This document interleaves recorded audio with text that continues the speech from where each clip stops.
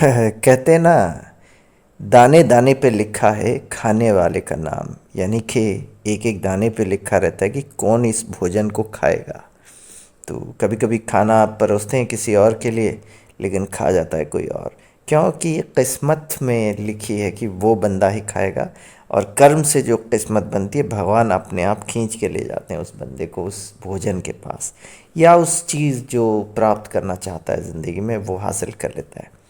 वैसे ही फिल्म जो है, राइटर के जहन में कुछ और चलता है, लेकिन अल्टीमेटली जिसकी किस्मत में होती है या ईश्वर चाहते हैं उसकी तरफ किस्मत को खींच के ले जाते हैं, लकीर खींच जाती है। और किस्मत जो ड्राफ्ट है, कुछ और लिखा हुआ रहता है, वो चेंज होके उस बंदे के नाम पे चला जाता है जिसके लिए वो फिल्म असल में बनी है। मसलन जैसे कि आनंद फिल्म बहुत सारे एक्टरों को दिया गया था, लेकिन वो बनी थी राजेश खन्ना के लिए, तो राजेश खन्ना साहब ने किया। वैसे ही अमिताभ बच्चन साहब के करियर में भी कई फिल्म आई थी जो कि वो उनको करना चाहिए था और लगभग करने वाले थे उस वक्त, लेकिन करने वाले थे तो नहीं किया, वो किसी और के पास चला गया। अमिताभ बच्चन ने बहुत ही संघर्ष देखा अपनी ज़िंदगी में, और संघर्ष करते करते 70s में वो बिल्कुल सुपरस्टार बन गए, मिड 70s में। और वही टाइम है जब वो धीरे धीरे पटरी पे आ रहे थे। तो एक दफ़ा उनकी गाड़ी पटरी से थोड़ी हटी, क्योंकि एक बहुत अच्छा कैरेक्टर, बहुत अच्छी फिल्म जो कि आने वाली थी उनके नाम पे, वो चली गई किसी और के नाम पे। दरअसल वो सोच रहे थे डायरेक्टर, लेकिन डायरेक्टर के जहन में आ गया था पहली दफ़ा, और जो पहली दफ़ा जहन में आता है किसी एक्टर का नाम, तो वो आया था सिर्फ और सिर्फ दिलीप कुमार का नाम। 1973 के आसपास बी आर चोपड़ा साहब गए थे डेनमार्क घूमने के लिए, खाने पे गए थे। तो वहाँ पे एक बुज़ुर्ग आदमी से उनकी मुलाकात होती है, और वो बिल्कुल जो है मायूस रहा था। और उस समय तो उसकी मायूसी देख के बी आर चोपड़ा साहब ने जब पूछा तो पता लगा कि वो आदमी के पास सब कुछ है, पैसा है, वेल सेटल्ड है, उसके सारे बच्चे वेल सेटल्ड हैं, लेकिन वो तन्हा है, अकेला है, क्योंकि बच्चों ने दगाबाजी कर ली उसके साथ। मतलब सिर्फ एक कॉर्डियल रिलेशन रखते हैं अपने पेरेंट्स के साथ, पैसा भी दे देते हैं, लेकिन खुशियाँ, प्यार, मोहब्बत नहीं देते हैं। और बेचारे वो बुज़ुर्ग माता पिता जो हैं बहुत ही तन्हाई से अपनी ज़िंदगी काट रहे हैं। तो ये सुन के बी आर चोपड़ा साहब इमोशनल हो गए थे डेनमार्क में। तो उन्होंने कहा इस विषय पर मुझे फ़िल्म बनानी है। तब वो ये फ़िल्म की चर्चा कर रहे थे, मन मन में सोच रहे थे। काफ़ी साल के बाद भी उन्होंने सोचा कि ये फ़िल्म मैं बनाऊंगा, तो पहली दफ़ा उनके जहन में दिलीप साहब का नाम आया। तो लेकिन बात बनती नहीं है, दिलीप साहब इनकार कर देते हैं।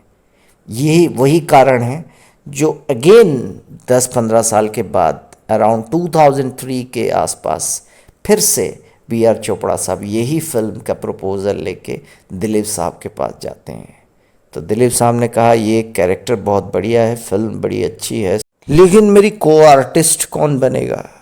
हीरोइन जो है वो ना तो मीना कुमारी हैं, ना तो नरगिस जी हैं, तो कोई दमदार अभिनेत्री तो चाहिए, और मेरी जोड़ीदार कोई मिल नहीं रहा है इस वक्त। तो मेरा नहीं ख्याल है कि ये फिल्म मुझे करना चाहिए, तो मैं ये प्लान को ड्रॉप कर लेता हूँ। बी आर चोपड़ा साहब, आप किसी और को लेके दे दीजिए ये फिल्म। खैर दिलीप साहब इनकार कर देते हैं। तो तब जो है जिसकी गाड़ी पटरी से थोड़ी हट रही थी उसके पास चली जाती है फिल्म। कड़ा संघर्ष करने वाला अमिताभ बच्चन साहब को मिल जाती है फिल्म। 2003 3 अक्टूबर को ये फिल्म रिलीज़ हुई थी, और फिल्म का नाम है बागवान। बहुत ही बढ़िया अभिनय किया था, क्योंकि कैरेक्टर ही ऐसा था, लेकिन ये कैरेक्टर अमिताभ बच्चन साहब को नहीं मिलने वाला था।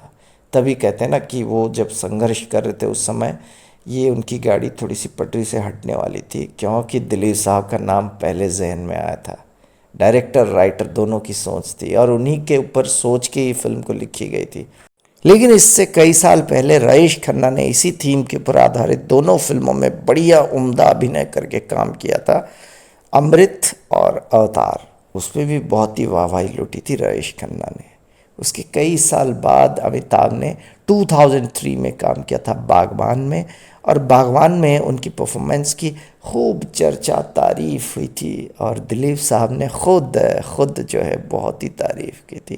कहा था कि अमिताभ इस वक्त उस एक अलग पैमाने का एक्टर बन गया। ये पढ़ के सुन के अमिताभ साहब तो आनंद से गदगद हो गए थे। कहे कि दिलीप साहब ने सर्टिफिकेट दे दिया, और क्या चाहिए। बागवां 2003। बागवां वो माली है जो एक पौधे को कर्म देता है, अपने खून समान पसीना पसीना लगा के उस पौधे को बड़ा करता है, लेकिन बाद में जब फल होते हैं उस पौधे पे और फल खाने की बारी आती है तो कोई और फल खा जाता है, तो क्या गुजरता होगा उस माली के दिल पर। वैसे ही माँ बाप जो हैं एक माली समान अपने बच्चे को जन्म या कर्म देते हैं। कर्म जन्म से सदा बड़ा होता है और बाद में वही बच्चे ठुकरा के चले जाते हैं, ख़ासतौर पर वृद्धावस्था में उन माँ बाप को। तो उन माँ बाप के दिल पर क्या गुजरता होगा।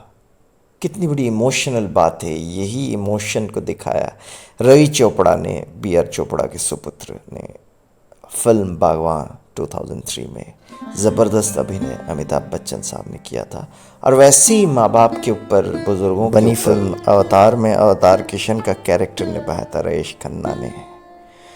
ऐसी दिलचस्प इमोशनल फिल्मों के बारे में जानने के लिए आप जुड़े रहिए हमारे चैनल के साथ। इसको सब्सक्राइब कीजिए और आगे बढ़ाइए। ओम साई राम, जय साई नाम। माँ बाप एक अनमोल दौलत है, बुजुर्गों का खास ध्यान रखिए।